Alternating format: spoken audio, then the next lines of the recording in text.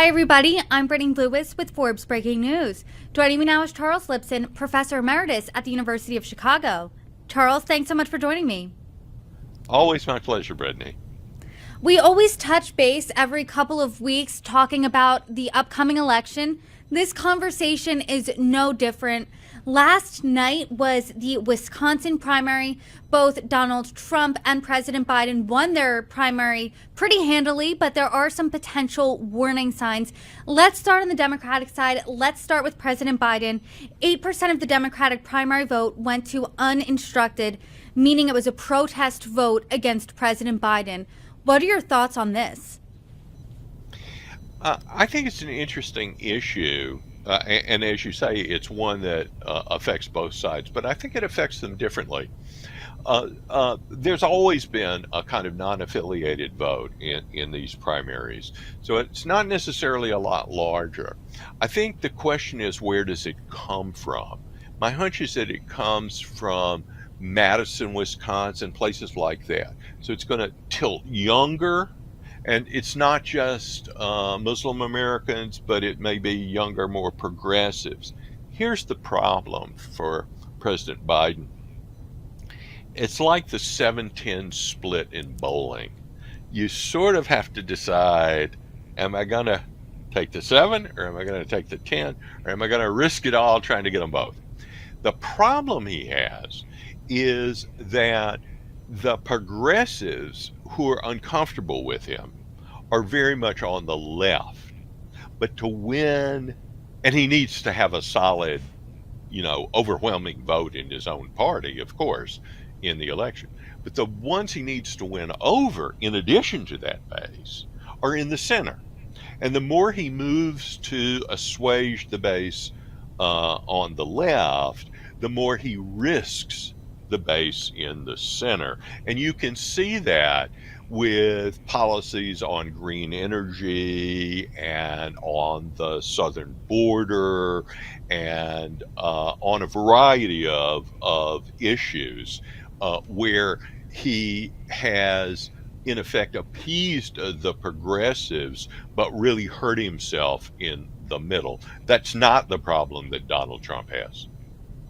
So, do you think that this block of protest votes, because we did see this in other states too, do you think this is going to impact him enough where he will change his policy when it comes to Israel, when it comes to the war there in the next 8 months? He's already trying to, in effect, play on the one hand, on the other hand, call it hot and sour soup policy. He behind the scenes, they're giving a lot of weapons to Israel, but Biden's two-state policy is really about the two states of Minnesota and Michigan, not about Israel and the Palestinians. And I think that the issue of the Israelis going into Rafah, which is this city on the very southern border with Egypt, is not something that any Israeli politician can give up to the Americans on. Now, the Israelis do have the issue of wanting to get the hostages back. But let me say something about why Rafah is a problem for the Americans and why the Israelis still want to do it. It's a problem for the Americans because there are so many civilians now crowded into Rafah, maybe 1.5 million, estimates vary. But because it's on the border with Egypt, there are a lot of tunnels that go from this Palestinian territory into Egypt. In the first year or two that the current regime in Egypt, the al-Sisi military regime, was in power, they tried to cut off transit through those tunnels, but they've stopped doing that. They may be starting to do it again because of Israeli pressure, but let me tell you why that matters to Israel. Arms from Iran can come in through those tunnels, and Hamas leaders can escape through those tunnels. Now, if arms come in, that poses two kinds of threats to what the Israelis are trying to do. One, of course, the obvious one, is that they can use those arms to attack Israeli cities in the south, which is what started the war in the first place. The other, which is less obvious, is that if Hamas is well armed, they can prevent anybody else from effectively ruling in Gaza. And that is just a no-go for the Israelis, because otherwise the war just continues forever. You've got to have somebody who can step in and rule the area. And that's not an easy problem. Mind you, and this has been forgotten by Americans, the Americans gave the Israelis advice about Gaza once before. And that was during the George W. Bush administration, when Mahmoud Abbas was elected in the West Bank as the head of Palestinian Authority. And the Americans, led by Condoleezza Rice, who I have a lot of respect for, but in this case, she strongly urged the Israelis, against their better judgment, to permit a vote in Gaza. That vote was held, and just as knowledgeable people predicted, the vote was for Hamas, not for the Palestinian Authority, in part because the Palestinian Authority was believed to be kind of old and corrupt, whereas Hamas was sort of younger and more vigorous. But of course, there's been no election in either area since then. But it was the Americans who did a lot to put Hamas, in effect, in power in Gaza. And remember, under Sharon, the very right-wing leader in Israel many years ago, all Israelis withdrew from Gaza. Some didn't want to. The settlers who were there were forcibly removed. But that area was completely given over to Hamas. They've controlled it since, whatever it is, 2006, 2008, and you can see what they've done. So the Israelis feel like they have to root out Hamas. That's the goal of the war. They have to break that organization. And the Americans, if they were to be listened to, wouldn't allow them to do that. Rafah is a red line, according to President Biden, not according to Prime Minister Netanyahu. But President Biden has also said, although that is a red line, he said separately, America stands with Israel. He's also called for more aid to go to Gaza. So what else do you think President Biden needs to do to win over that more progressive bloc of voters who is voting in a protest against him? You know, it's interesting. I'm not sure what he can do. They're already engaged in this incredible hyperbole, calling what the Israelis are doing genocide. The Israelis are trying to take out an organized terrorist group that is embedded in a civilian population. And the Israelis, they've made mistakes. The bombing of a humanitarian food delivery group this week was just awful. But that was a mistake, and those are going to happen in war. The problem is that look at what happened just this week when Israel went into a hospital. The first time that particular hospital was invaded, and there have been several by the Israelis, the Palestinians were all over, how can you invade a hospital? How can you invade a hospital? And then it turns out they're not only tunnels for the terrorists underneath the hospital, which the hospital administrators and everybody else had to know were dug there, but there were 200 Hamas fighters captured in the Al-Shifa hospital this week. So in other words, they're using these civilian structures and neighborhoods for self-protection. And if the Israelis are going, no matter how much the Biden administration tries to stop the Israelis, I think at this point the Israelis who've been fighting since October the 7th are going to say, we're just too deeply committed. We've lost too many people.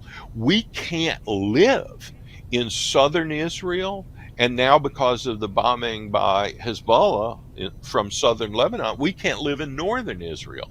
We really have to deal with this if we're to have a country.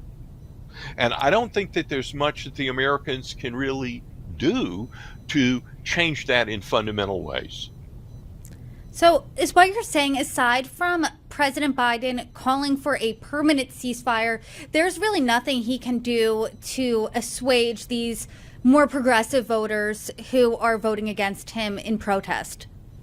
I think he can signal to them that he's very sympathetic to them. And I think a lot of what he's doing with respect to Israel is signaling to them.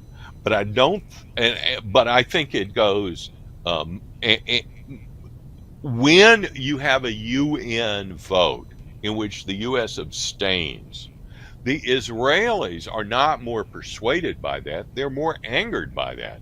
What I think surprised the whole world, which had seen so many protests in Israel against Netanyahu, the country seemed very divided, as America is now divided, right? But if you get a 9/11 type attack, Americans unite, right? We united.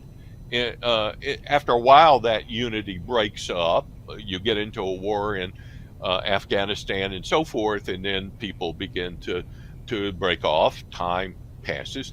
But the Israelis are united, not so much around Netanyahu, but around fighting this war. And there's a war cabinet, just as there was in England during World War II. It wasn't just Churchill. Labour, led by Clement Attlee, who led the government after the war, right, when Churchill was defeated, he was in the cabinet during World War II in England. So that's the kind of cabinet the Israelis have now. They have big internal questions, including whether to draft the hyper-religious, the so-called Hasidim, who have never been in the military and who don't want their children to go into the military, not, I think, because they're fearful that the children will be killed, but because it's a closed community.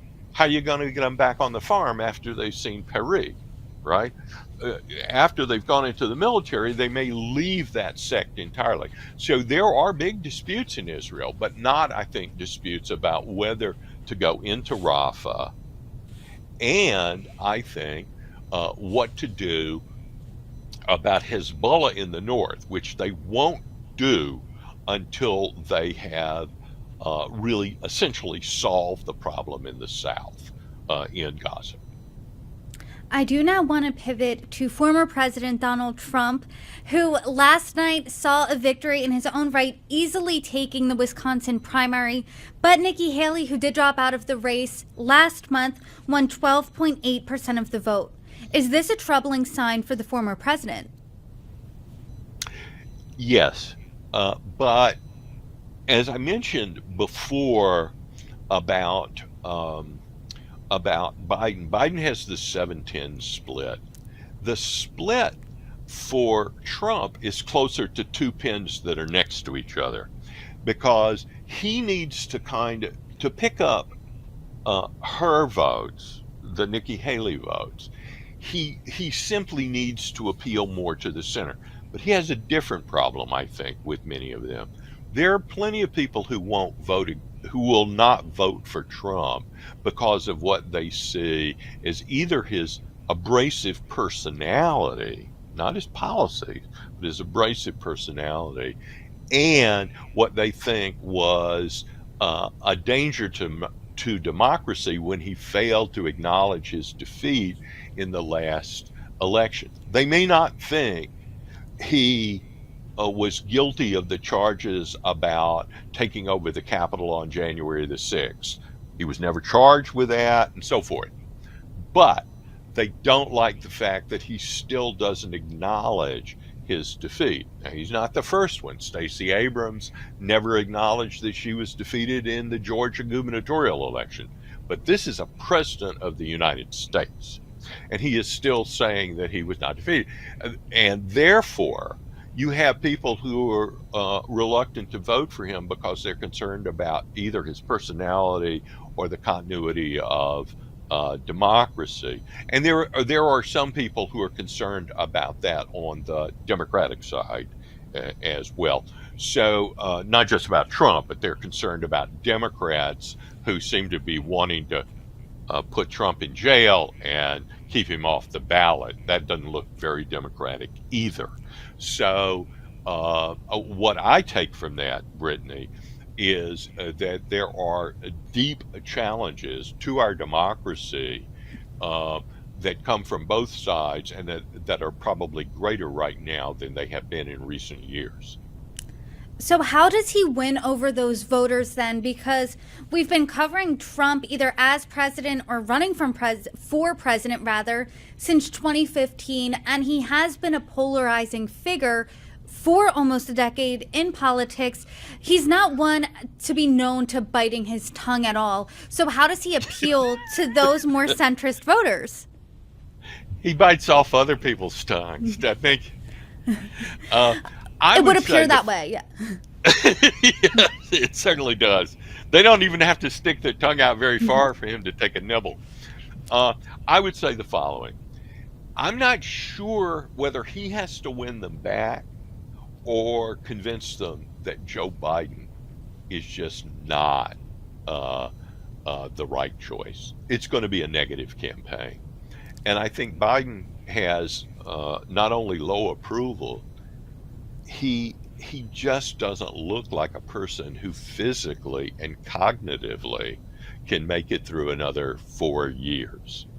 And that leaves people with the possibility that they would really be voting for Kamala Harris for president. And boy, do they not want to do that. This has been what many have called a negative campaign on both sides. How then do you see this playing out? Because it seems like both Trump and Biden are not laying out what their second term would look like. They're instead saying, vote for me, I'm better than that guy. So what does a second term look like for both Biden and Trump? Have they made any policy? Have they laid out their policy at all?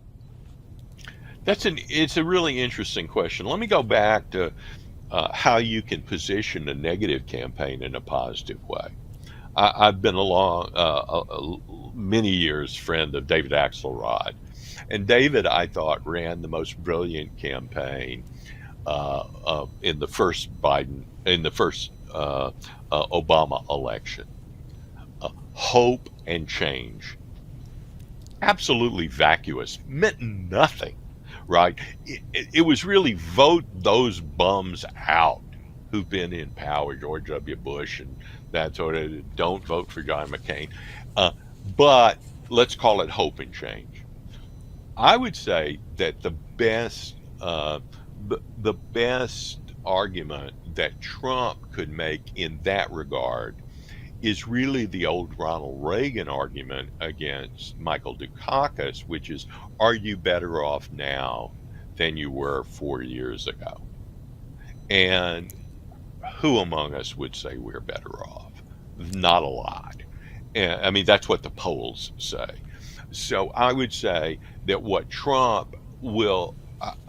he'll say is, I'm going to secure the southern border, and I'm going to stop all this illegal immigration from having people who run rampant in the streets and burn down buildings and hijack cars. And he'll run a law and order kind of campaign, and he'll probably talk about how during his time in office, inflation was low and employment was very high and real incomes were going up.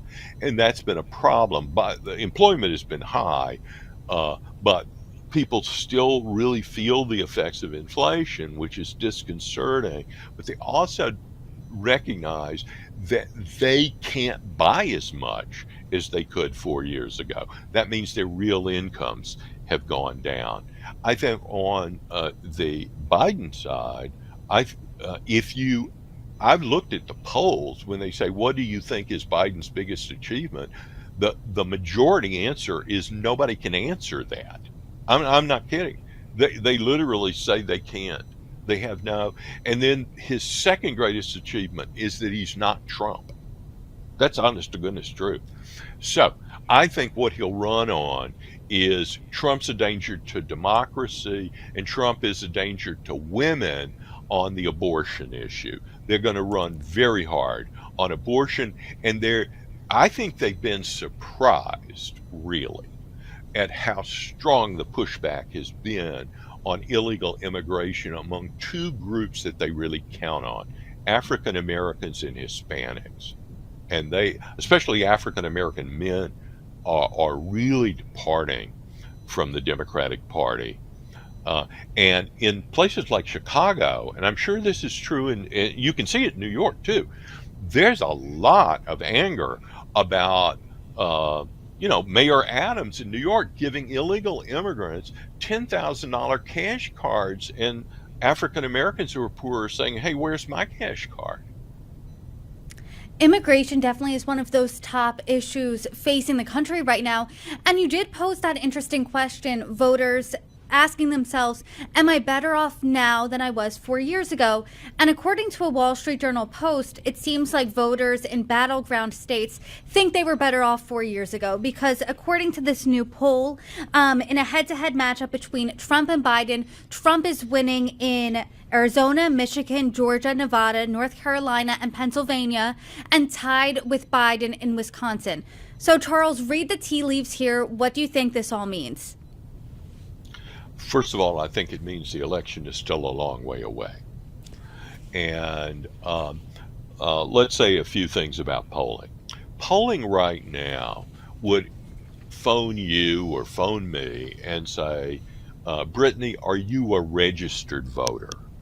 And you would say, yes, I'm a registered voter. And then they would, if you said no, then they would say, thank you, Brittany, and that would be the end of the interview. If you said, yes, I'm a registered voter, they would take your opinion. After Labor Day, they would ask you, are you a registered voter? You'd say, yes. And then they'd say, Brittany, do you think you're likely to vote? If you said yes, they would continue the interview. If you said no, they wouldn't, because they only want likely voters. Why don't they ask you that now? And the answer is because you don't know if you're likely to vote. If you're really very engaged, with one party or the other, somebody like you who's a political interviewer, of course you're going to vote. But most people don't really know. So there's more uncertainty in the polls. Secondly, a lot of things can happen. The biggest danger to the Trump campaign is that the economy keeps doing well. Maybe interest rates come down a little bit, but the economy is picking up a little bit. There's always a chance that Trump will make some blunder. There's always a chance that Biden will fall down the stairs. Senator John Kennedy of Louisiana said most Americans now think they could roast a turkey in the time it takes for Joe Biden to walk across the stage. And I think that, that's not a good look, right? I think the biggest danger is one would be another killing by an illegal immigrant like the one of Laken Riley in Georgia on a campus, especially if that's a criminal who had been picked up before and somehow let out, but was an illegal. And the worst of all would be a mass terror attack by somebody who had come across the border, one of the 600,000 or 700,000 people who've come across and gotten away. And those people plan some kind of an attack. And the immediate effect for the first week and a half would be rally around the flag. But after that, people would say, how the heck did this person get into the country? How did we miss this?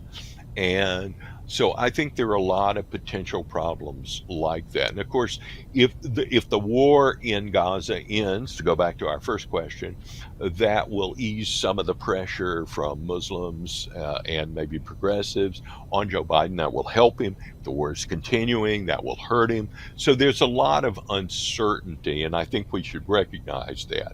The polls have been wrongly accused of not being very accurate. They've actually been pretty accurate.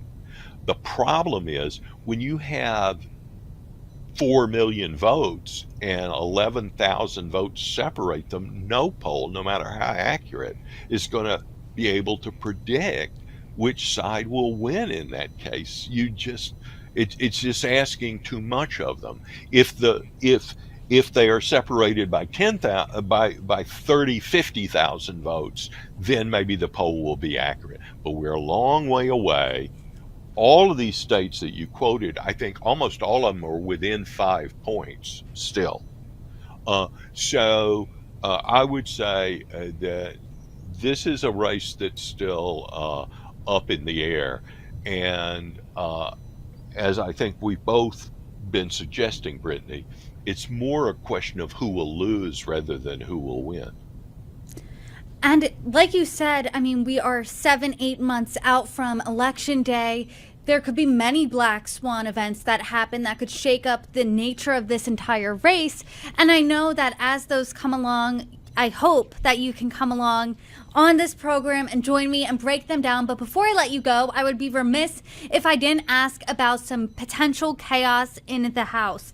And after a vote on a $1.2 trillion spending package, Congresswoman Marjorie Taylor Greene filed a motion to oust House Speaker Mike Johnson. And this comes just months after that really messy ouster of former House Speaker Kevin McCarthy. What do you make of this? There's a phrase that we used growing up in the South, dumber than a box of rocks. This is dumber than a box of rocks. You control one house of a 2-chamber legislature, and you don't control the White House. You control the one house by 2 or 3 votes. And you decide, yes, I have the leverage to block. I have the leverage to block. But that's going to be true of any coherent group of 3 people, maybe 2 people. You and I, if we were representatives, could say to Mike Johnson, if you don't vote for the Brittany Amendment, which tells everybody to buy a beautiful pink jacket, then we're just not going to vote for you.